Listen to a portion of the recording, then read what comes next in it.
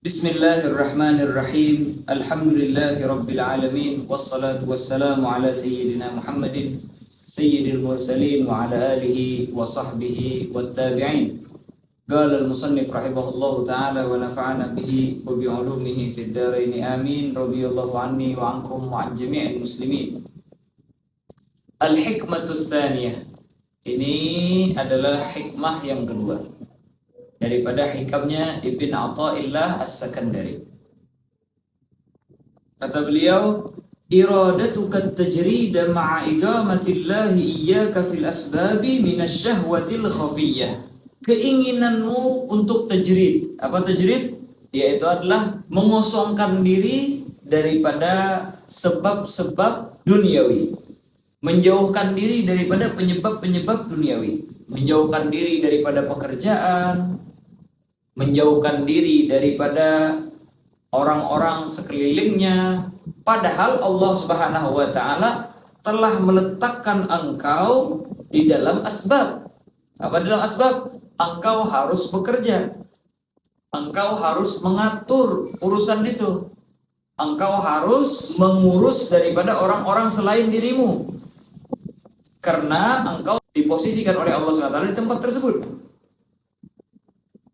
Maka orang-orang seperti ini, kata beliau, ketika dia ingin melakukan tajrid, mengasingkan diri daripada dunia, padahal dia diletakkan oleh Allah SWT di dalam alam asbab, dia harus mengatur daripada apa yang sudah berkaitan dengan dirinya. Ini kata beliau, minasyahwatil khafiyyah, termasuk daripada syahwah yang samar, yang sangat kecil, yang sangat halus, sehingga banyak orang yang tidak mengetahuinya.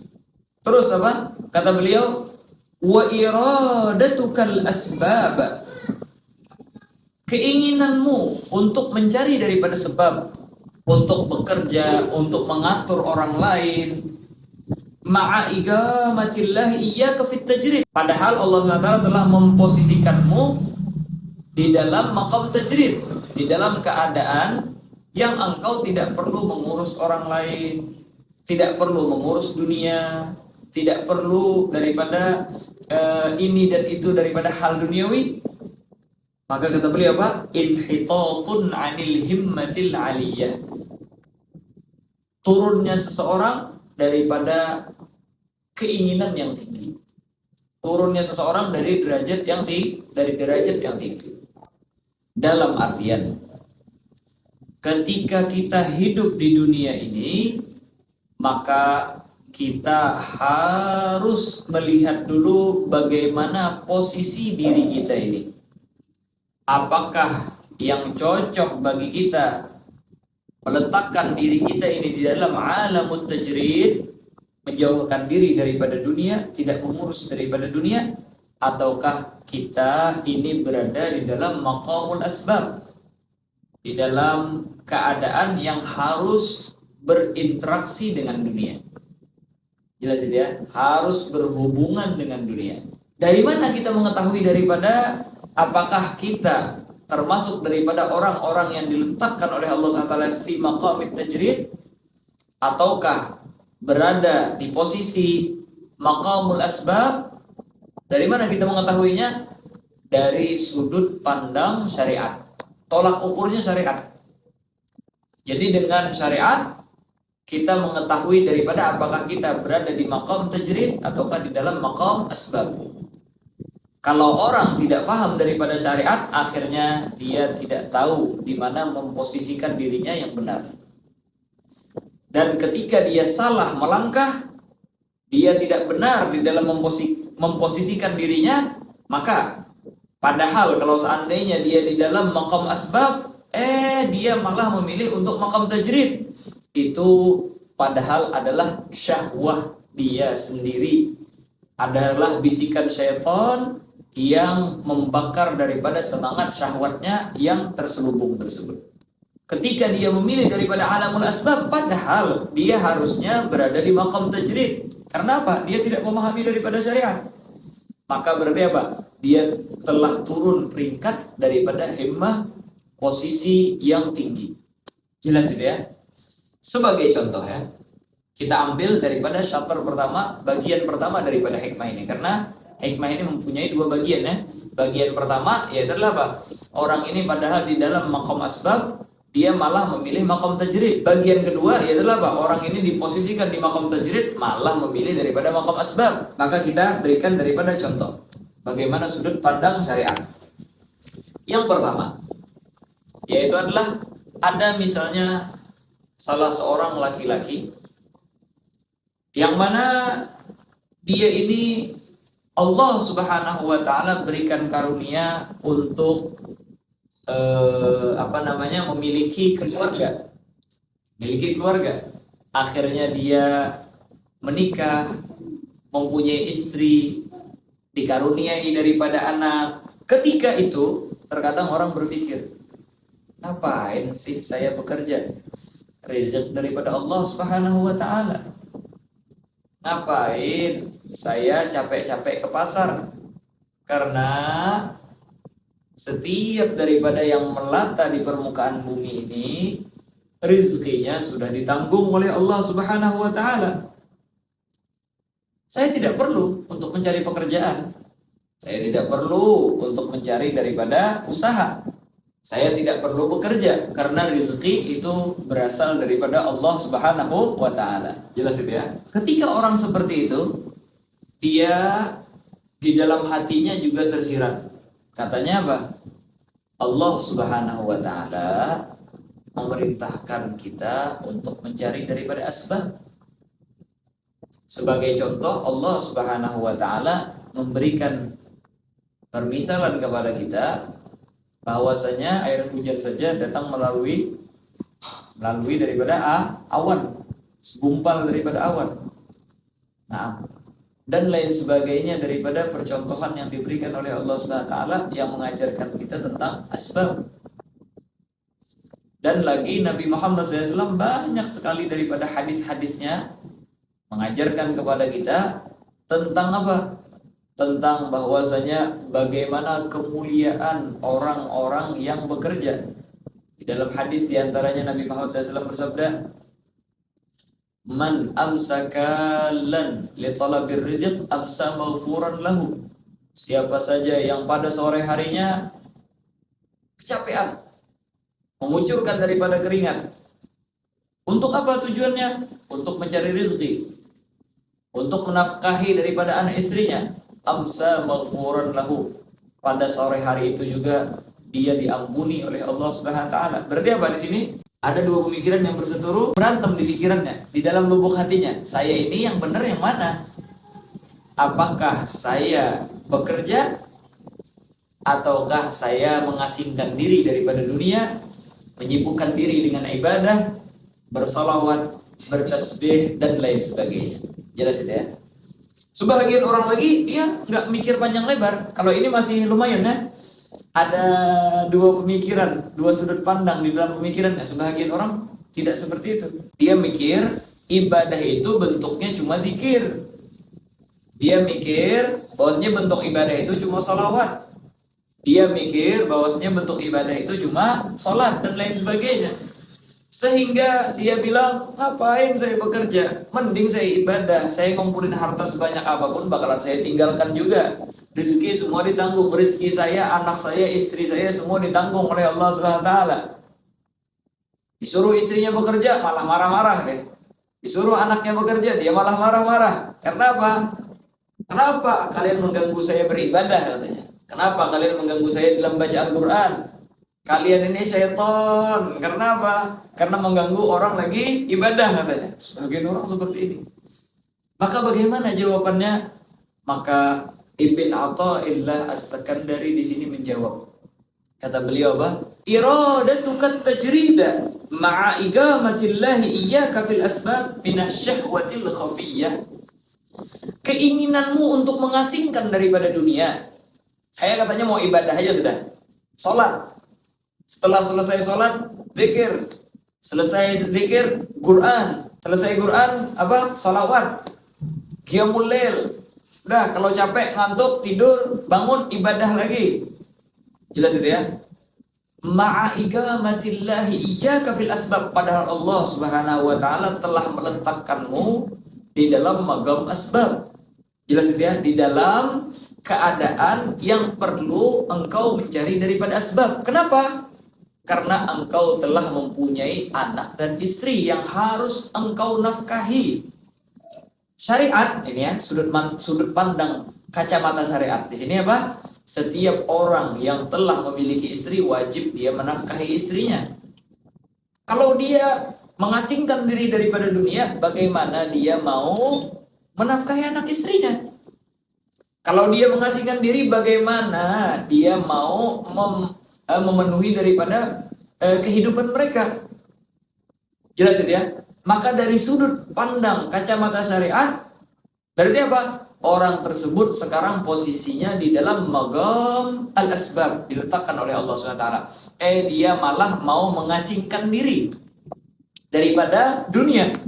Gak mau, katanya saya mencari daripada asbab. Nah, kata beliau apa? Iradatuka hadza, keinginanmu ini minasyahwatil khafiyah, di antara daripada syahwat yang samar, syahwat yang terselubung di dalam jiwamu.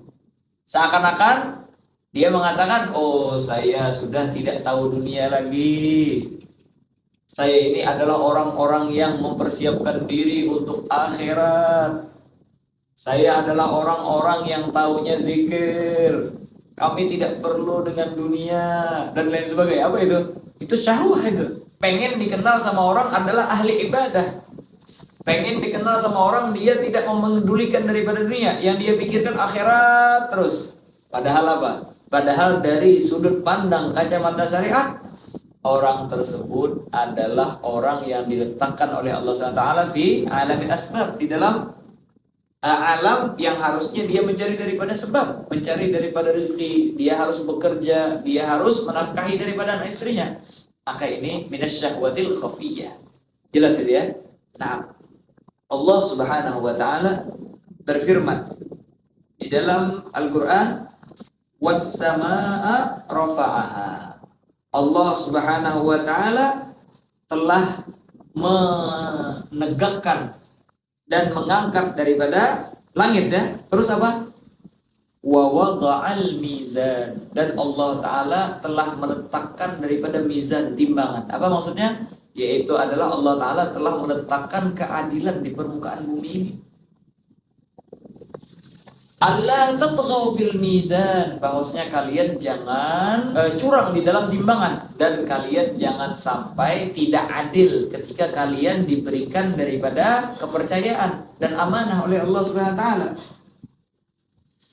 Wa aqimul wazna bil qist, dan laksanakanlah daripada keadilan dengan cara yang seimbang, dengan cara yang benar, tanpa mementingkan daripada diri sendiri. Wala tukhsirul mizan, dan jangan kalian mencurangi di dalam timbangan. Maksudnya apa? Janganlah kalian tidak adil ketika kalian diberikan oleh Allah SWT amanah untuk agar kalian adil di dalam amanah tersebut.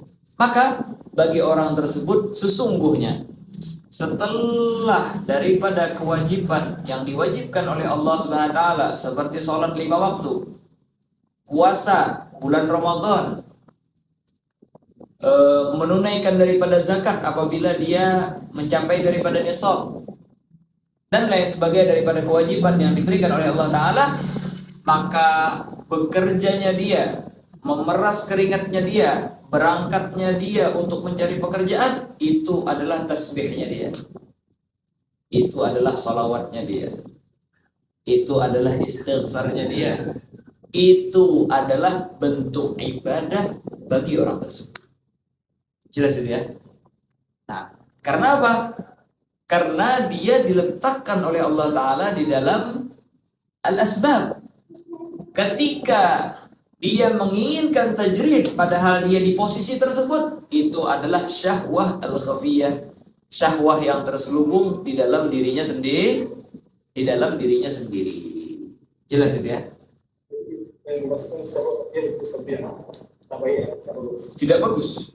Syahwat adalah sesuatu yang tidak bagus. Dan syahwat ini bahayanya khofiyah lagi. Samar. Apa samar? Tidak diketahui orang tersebut. Dia melaksanakan seakan-akan bentuk ibadahnya cuma sholat, istighfar, salawat. Orang-orang seperti ini yang tidak memahami daripada syariat, tolak ukur dalam kehidupannya bukan kacamata syariat, dia merasa pekerjaannya itulah yang benar sudah. Dia merasa bahwasanya inilah ibadah. Kenapa kalian mengganggu ibadah saya? Kenapa kalian menyuruh saya bekerja? Kenapa kalian menyuruh saya untuk melakukan ini dan itu dan lain sebagainya? Padahal saya lagi ibadah loh. Saya lagi sholat loh. Saya lagi puasa loh. Kenapa kalian suruh bekerja? Padahal rezeki daripada Allah SWT. Ngapain? Seakan-akan dia paling benar sudah. Dikasih nasihat sama orang enggak? Itu syahwat yang khafi. Syahwat yang khafiyah. Syahwat yang tidak bagus, yang terselubung di dalam dirinya sendiri. Seakan-akan dia bilang, ngapain saya mengurus daripada dunia? Saya ma'allah, saya beserta Allah. Saya adalah orang yang tidak takut tentang masalah rezeki. Karena saya yakin bahwasanya rezeki daripada Allah. Saya tidak perlu berinteraksi dengan manusia. Tidak perlu bekerja dengan mereka. Karena saya adalah orang yang zuhud daripada dunia. Saya adalah orang yang zahid dan lain sebagainya. Apa ini? Syahwat ini. Karena apa? Karena ketika seseorang hidup mempunyai istri, dia kewajibannya tidak cuma untuk melihat daripada kemaslahatan dirinya, tetapi juga harus melihat daripada kemaslahatan anak dan istrinya. Iya, mungkin dia bisa sabar dengan keadaan miskin, tapi anak istrinya belum tentu. Jelas ya? Anak istrinya belum tentu. Maka apa ini? Makanya minasyahwatil khafiyah. Terus sebaiknya apa? Sebaiknya bagi orang-orang yang pekerjaannya tidak cukup, kecuali kalau dia banting tulang, kecuali dia harus memeras keringat, maka yang terbaik bagi dia yaitu adalah mengerjakan kewajiban. Waktu yang tersisa gunakan untuk bekerja, untuk mencari nafkah sehingga mencukupi daripada anak istrinya. Karena pekerjaan dia itu adalah pekerjaan yang walaupun secara kasat mata duniawi, tapi pada hakikatnya adalah bentuk akhirat. Makanya kata para ulama, amalnya tersebut, memeras keringatnya tersebut, banting tulangnya tersebut adalah bentuk ibadahnya, bentuk tasbihnya, bentuk salawatnya, bentuk istighfarnya kepada Allah Subhanahu wa taala jalla jalaluhu wa ta'ala. Bahkan nanti akan datang kita temui Ibn Athaillah As-Sakandari sendiri, beliau akan menyebutkan daripada hikmah yang lain. Kata beliau apa? Tanawwa'atil a'malu biqadri tanawwu'i waridatil ahwal. Akan bermacam-macam bentuk amal tersebut tergantung daripada keadaan seseorang. Jelas ya? Bagi orang-orang yang tidak mempunyai nafkah anak dan istrinya yang cukup, kecuali dia dengan cara memeras keringat, membanting tulang, maka amal orang tersebut yaitu adalah dengan bekerja banting tulang. Itulah ibadahnya dia. Jelas itu ya? Tetapi bagi orang yang mempunyai harta yang cukup untuk menafkahi anak istrinya, ya udah, gunakan waktunya untuk beribadah kepada Allah Subhanahu wa taala. Tapi permasalahannya orang ini kalau tidak banting tulang, tidak memeras keringat, tidak cukup untuk anak dan istrinya. Jelas dia, maka ibadahnya adalah dengan dia memeras keringat dan banting tulang setelah dia melaksanakan daripada kewajiban yang secara umum kepada seluruh umat Islam, umatnya Nabi Muhammad sallallahu wasallam wa baraka alaihi. Jelas dia. Makanya luar biasanya apa? Di dalam hadis Nabi Muhammad SAW bersabda, ahsanukum alqafukum li ahli. Nabi Muhammad SAW bersabda, sepaling baik orang di antara kalian adalah orang yang lemah lembut dengan anak istrinya. Kenapa kok seperti itu? Karena orang untuk melakukan hal kebaikan dengan jiran tetangganya, dengan partner bisnisnya, dengan teman-teman sebayanya, itu banyak daripada hal-hal yang mendorong dia. Apa? Ya itulah misalnya supaya disenangi, supaya nanti mendapatkan lebih luas partner bisnis, supaya dipuji orang lain sebagainya. Tapi ketika dengan anak istrinya sendiri, itu tidak ada dorongan yang lain kecuali keridhaan Allah Subhanahu wa taala. Karena anak istri ya udah diam, nggak berani, nggak itu dan lain sebagainya. Banyak daripada orang di luar, masya Allah luar biasa, menebar senyum, menebar kebaikan. Tapi kalau sudah di rumah, subhanallah, berbalik 360 derajat. Tidak pernah memasang muka yang senyum, tidak pernah memasang senyum di hadapan keluarganya. Istrinya salah sedikit, marah. Anaknya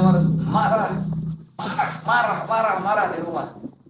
Dia bikin neraka di rumahnya. Tapi kalau sudah keluar rumah, masya Allah, surga, ahli surga, masya Allah ya. Kenapa? Karena di situ ada syahwah al-khafiyah, ada syahwah al-khafiyah di antaranya. Apa? Yaitu adalah di sana dia bisa mendapatkan keuntungan dengan orang lain. Dengan keluarganya sendiri, dia tidak mendapatkan daripada keuntungan tersebut kecuali ridha Allah Subhanahu wa taala.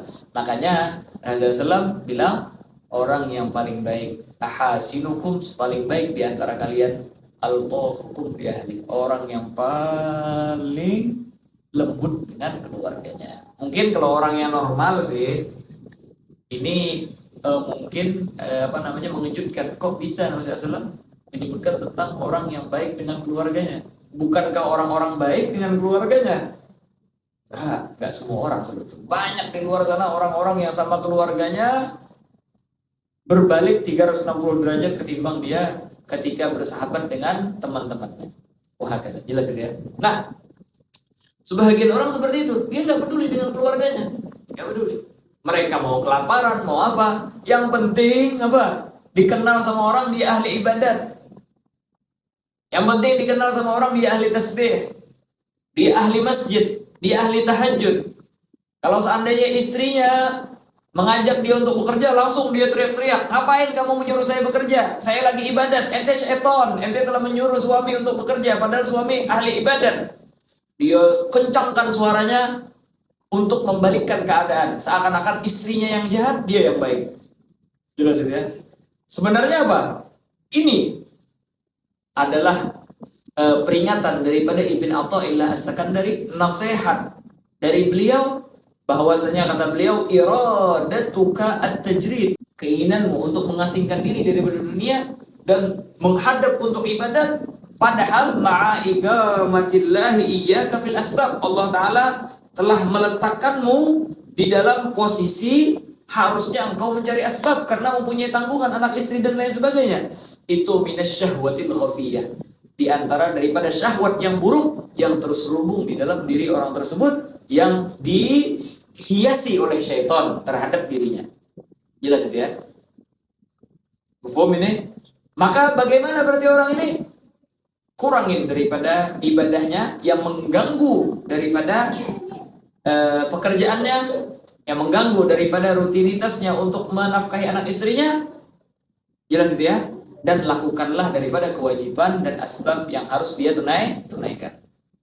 Kalau misalnya, katanya saya bisa sholat 5 waktu dan saya bisanya membaca Quran 1 lembar sehari, selebihnya gak bisa lagi sudah, karena saya harus kerja berat. Maka kita katakan bahwasanya dia harus bekerja berat dan sisihkan waktu untuk ibadat semampu dia. Karena apa? Sebagaimana yang disebutkan oleh Ibn Athaillah As-Sakandari di hikam yang akan datang, tanawwa'atil a'malu, desain amal itu macam-macam, gambaran amal itu macam-macam. Tanawwa'atil a'mal, amal itu bermacam-macam, bigadri tanawwu'i waridatil ahwal, tergantung daripada bagaimana keadaan orang tersebut. Bagi orang-orang yang pekerja keras, maka amalnya adalah bekerja keras tersebut. Hakada. Mafhum ini? Jelas. Sebagai contoh lain ya. Sebagai contoh lain. Orang misalnya bekerja di pengurusan orang-orang yang berangkat haji dan umrah misalnya, ketua travel misalnya dia, atau misalnya diletakkan oleh pemerintahan untuk mengurus daripada orang haji, jelas ya. Kebetulan dia diutus juga ke Makkah Al-Mukarramah, jelas ini. Maka karena dia adalah orang-orang yang bekerja di imigrasi, atau dia dubes misalnya di dalam haji, dia kementerian di dalam haji, dia yang bekerja di sana, maka bagaimana keadaan dia di Mekah nanti? Apakah dia harusnya mengarahkan seluruh kemampuannya, daya upayanya untuk beribadah kepada Allah Ta'ala, melaksanakan haji, tawaf, selesai itu dia umroh setiap hari 5, 6, sampai 7 kali semampunya dia, tanpa memikirkan orang di sekelilingnya?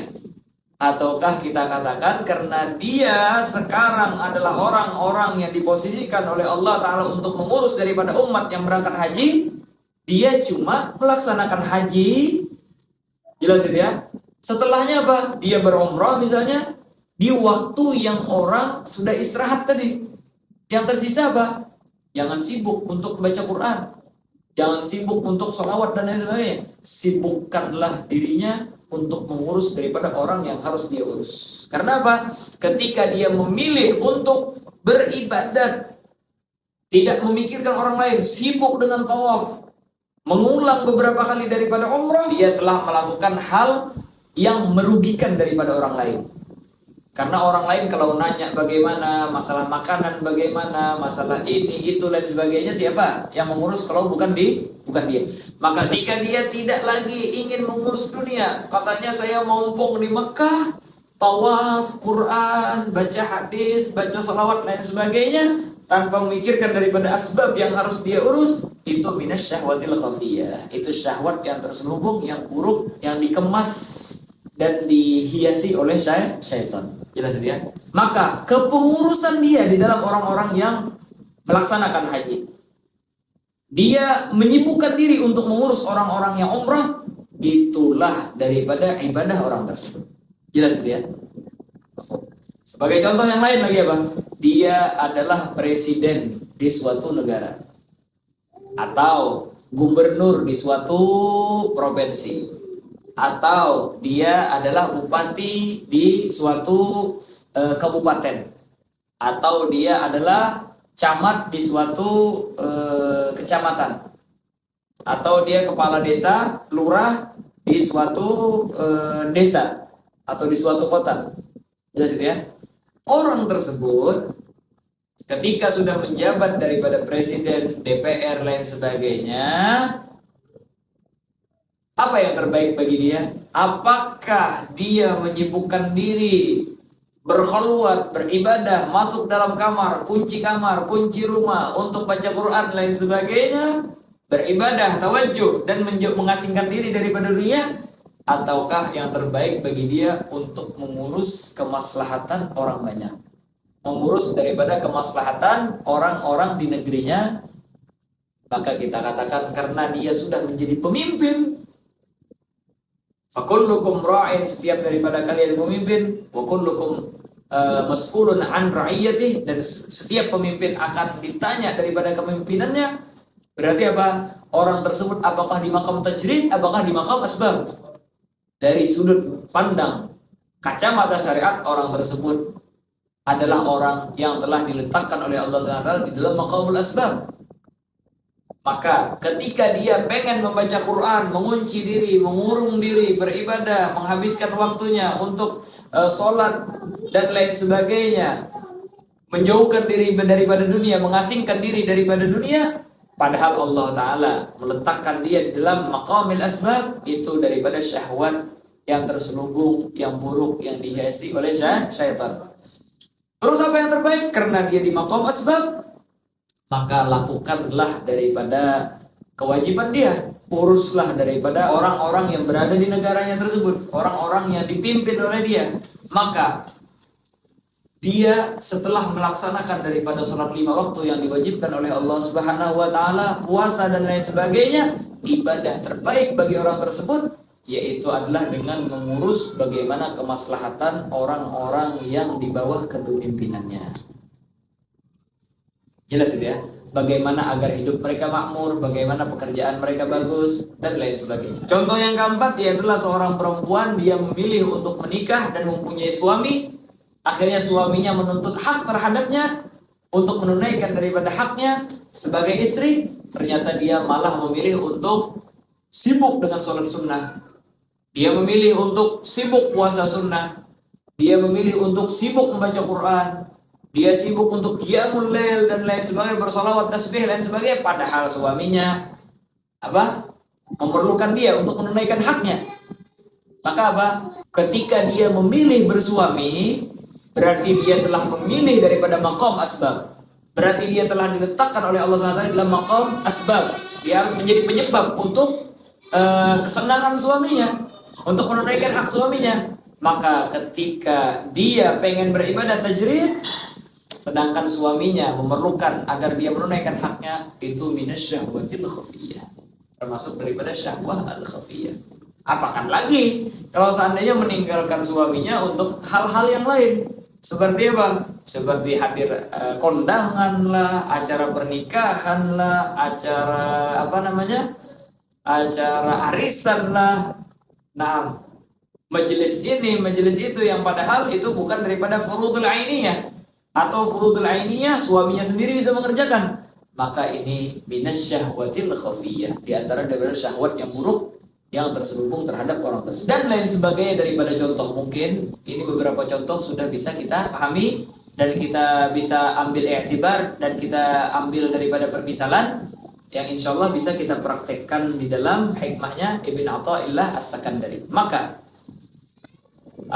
iradatukat tajrid, keinginanmu untuk mengasingkan diri daripada dunia, ma'igamatillahi iyyaka fil asbab, padahal Allah Subhanahu wa taala telah meletakkanmu di dalam maqam asbab. Apa dalilnya? Misalnya dia telah memilih untuk berkeluarga, mempunyai anak istri, dia menjadi pemimpin, presiden, gubernur, bupati, dia menjadi orang yang mengurus daripada haji, orang yang mengurus daripada umrah, pimpinan travel ini, travel itu. Jelas dia, atau bahkan dia adalah orang alim di suatu negeri yang mana tidak ada mempunyai keahlian di dalam ilmu tersebut kecuali dia. Akhirnya dia bilang, saya tidak mau buka majelis taklim, saya tidak mau mengajari orang. Padahal Allah Ta'ala telah memberikan dia kelebihan untuk mengajari orang. Dia yang faham di dalam ilmu fikih, dia yang faham di dalam ilmu syariah, tafsir, hadis lain sebagainya.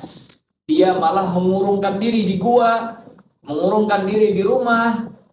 Karena saya katanya tidak perlu dengan mereka, saya sudah waktunya cukup untuk menghadap kepada Allah Subhanahu wa taala, khalwat dan lain sebagainya.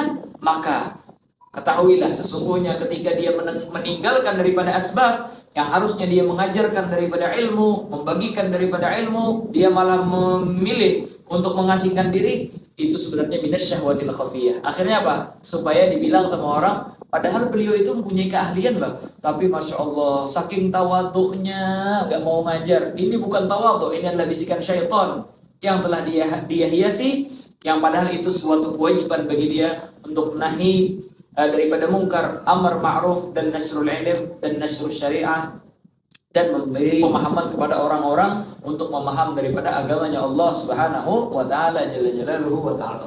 Kalau sudah kita memahami daripada bagian pertama daripada hikmah ini, maka kita sekarang berpindah ke bagian kedua daripada hikam Ibn Athaillah As-Sakandari. Kata beliau apa? Wa iradatukal asbaba ma'a igamatillahi iyyaka fit tajrid inhitatun 'anil himmatil 'aliyah. Keinginanmu untuk menjalani daripada asbab, tamam. Keinginanmu untuk bekerja, keinginanmu untuk menyibukkan diri dengan dunia, keinginanmu untuk menyibukkan diri mengurusi orang, padahal Allah Subhanahu wa taala telah meletakkanmu di dalam maqam tajrid yang harusnya engkau mengasingkan daripada dunia dan memutarakan seluruh kemampuanmu atau semampumu untuk mendekatkan diri kepada Allah Subhanahu wa taala, itu apa? Inhitatun 'anil himmatil 'aliyah. Turunnya seseorang daripada posisi yang tinggi. Jelas tidak? Kalau haram tidak, tapi dia telah turun daripada derajat yang tinggi. Bagusnya sudah. Luar biasa sudah. Allah Ta'ala telah mencukupi daripada rezekinya. Allah Ta'ala tidak lagi memberati kepadanya daripada asbab. Malah dia yang harusnya mengerahkan kemampuannya untuk menghadap kepada Allah Ta'ala, dia sibukkan dengan amal-amal yang lain. Padahal itu tidak diperlukan. Berarti apa? Dia telah turun derajat daripada derajat yang tinggi.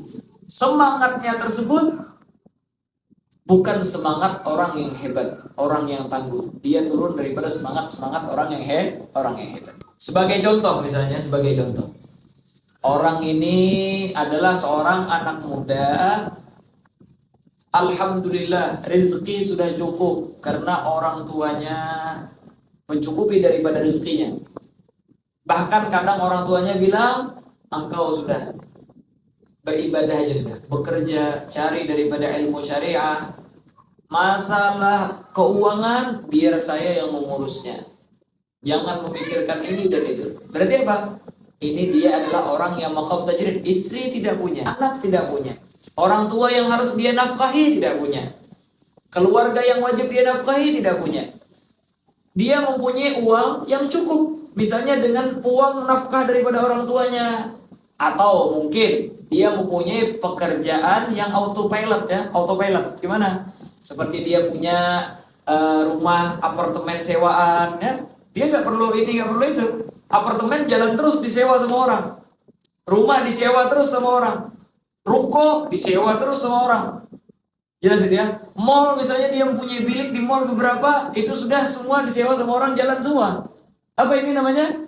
Dia tidak perlu bekerja banting tulang, memeras keringat. Dia duduk di rumah, itu uang mengalir terus datang kepada dia. Dunia selalu datang kepada orang tersebut. Atau bahkan dia tidak mempunyai ruko, tidak mempunyai apa, tapi dia ini mempunyai daripada tabungan atau warisan daripada orang tuanya yang mencukupi untuk kehidupannya, dan tidak ada tanggungan yang harus dia nafkahi. Jelas itu ya. Ini orang-orang fi maqamit tajrid sudah, tidak memerlukan lagi untuk bekerja dan lain sebagainya. Malah dia menginginkan daripada asbab. Jelas itu ya, menginginkan daripada asbab, mencari uang lagi, bekerja lagi. Untuk apa? Untuk katanya tambah kaya lagi, nanti kalau sudah tua nanti ibadah. nanti saya seperti ini, nanti seperti ini. Nah, akhirnya dia menyebutkan daripada dalil-dalil Sayyidina Umar dulu apabila melihat orang duduk di masjid dan dia tidak mempunyai pekerjaan, beliau kejar dengan tongkatnya, beliau pukul keluar daripada masjid untuk bekerja. Nabi SAW menganjurkan bagi orang-orang yang hidup di dunia untuk bekerja. Bahkan ketika ditanyakan ayyul kasbi afdal, Nabi SAW menjawab apa? Amalu rajulin biyadihi. Ketika ditanyakan daripada apa pekerjaan yang terbaik, kata beliau apa? Pekerjaan seseorang dengan jeripayahnya sendiri. Jadi ya, ketika ditanya di waktu lain, ditanya pekerjaan apa yang terbaik, Nabi SAW menjawab at-tijarah. Dan beliau memberikan daripada beberapa ahadis, motivasi, dorongan untuk orang bekerja. Jelas ya. Maka saya mau katanya di dalam maqam asbab, bekerja. Jelas ya. Untuk supaya termasuk daripada golongan yang dikriteriakan oleh Nabi Muhammad sallallahu alaihi wasallam wa baraka alaihi. Padahal di balik itu semua dia mempunyai daripada materi dunia, dia memiliki daripada hal yang mencukupi untuk dirinya sendiri. Maka kata beliau apa? Iradatukal asbab, keinginanmu untuk mencari daripada asbab seperti bekerja, banting tulang, dia duduk di toko, jelas itu ya. Dia duduk di bidang ini, bidang itu untuk memperkaya diri. Ma'igamatillah iyyaka fit tajrid. Padahal Allah Ta'ala telah meletakkanmu di dalam posisi tajrid. Apa? untuk tawajjuh ilallah, menghadapkan diri kepada Allah Subhanahu wa taala, untuk beribadah kepada Allah Subhanahu wa taala. Dan di antara daripada sepaling afdal daripada amal untuk beribadah kepada Allah Subhanahu wa taala yaitu untuk talabul ilm asy-syariah. Dia bisa belajar. Kalau dia dengan uang yang dia punya itu, dia bisa untuk belajar ilmu syariah. Dia bisa mengaji daripada fikih. Dia bisa mengaji daripada ilmu ini, ilmu itu, dan sebagainya. Maka kata beliau apa? Orang ini padahal mempunyai kesempatan yang luar biasa, malah dia sia-siakan. Makanya kata beliau, inhitatun, turun derajat. Anil himmatil aliyah, daripada semangat yang tinggi, daripada posisi yang tinggi, dan derajat yang tinggi.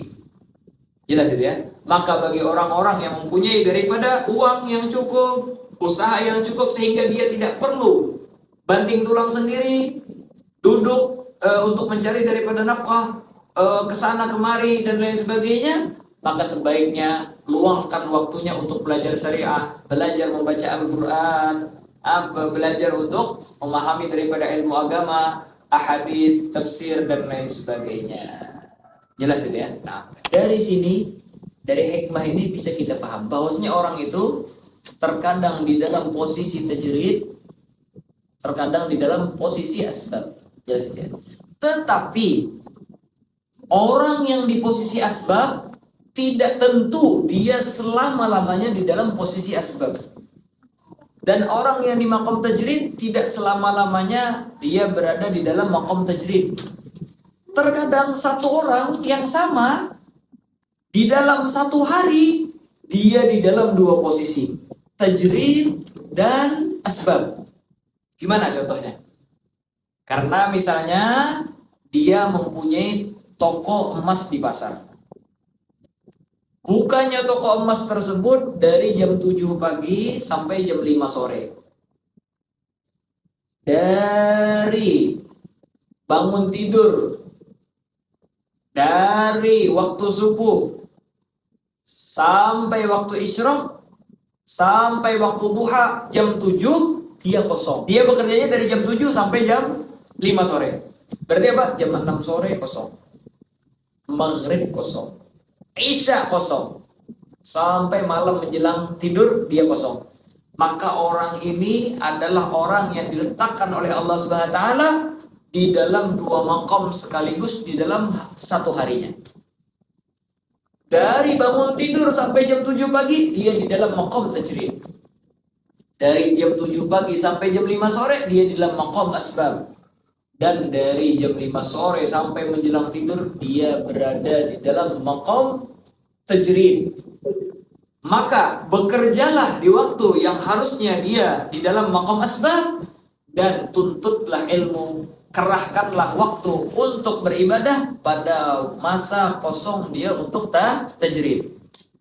Jelas ya? Maka bagi orang-orang yang mempunyai kemampuan untuk mengembangkan hartanya dengan tujuan mempunyai misalnya madrasah, panti asuhan untuk anak-anak yatim, tempat-tempat untuk orang-orang lansia, bantuan-bantuan kepada sesuatu yang baik, maka dia silahkan bergelut di dalam maqam asbab pada waktu yang diletakkan oleh Allah Ta'ala dia di dalam maqam asbab, karena kebetulan dia mempunyai kecerdasan untuk mengelola daripada bisnis dan harta. Tidak semua orang mempunyai kehebatan di dalam mengelola bisnis dan harta. Dan lagi dia mempunyai akal yang luar biasa untuk mengerahkan dirinya memahami daripada ilmu syariah dan beribadah kepada Allah Subhanahu wa taala. Maka gunakanlah waktu yang kosong tadi untuk tajrid, mengosongkan diri daripada dunia kepada Allah Subhanahu wa taala. Dan kebanyakan salafun saleh hakata keadaan mereka. Mereka di dalam setiap harinya, di dalam waktu mereka 24 jam itu, mereka kadang masuk dalam alam asbab dan masuk di dalam alam tajrid. Dan di antaranya ialah junjungan kita Nabi besar Muhammad sallallahu wasallam wa baraka. Beliau ada di maqam asbab dengan para sahabatnya. Beliau turun untuk perang. Jelas itu ya, mengatur strategi perang. Beliau bermusyawarah. Beliau membangun pasar di Madinah. Nah, beliau mengatur ini, mengatur itu dan sebagainya di dalam maqam asbab, mengajarkan kepada para sahabat, dan beliau ada juga di dalam setiap harinya di dalam maqam tajrid, tawajjah ilallah tanpa memikirkan daripada hal apapun.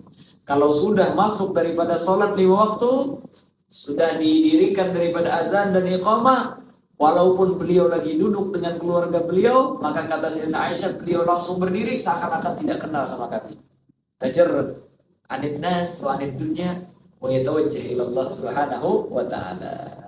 Jelas itu saja aku kan. Tamam, Allah Subhanahu wa taala a'lam.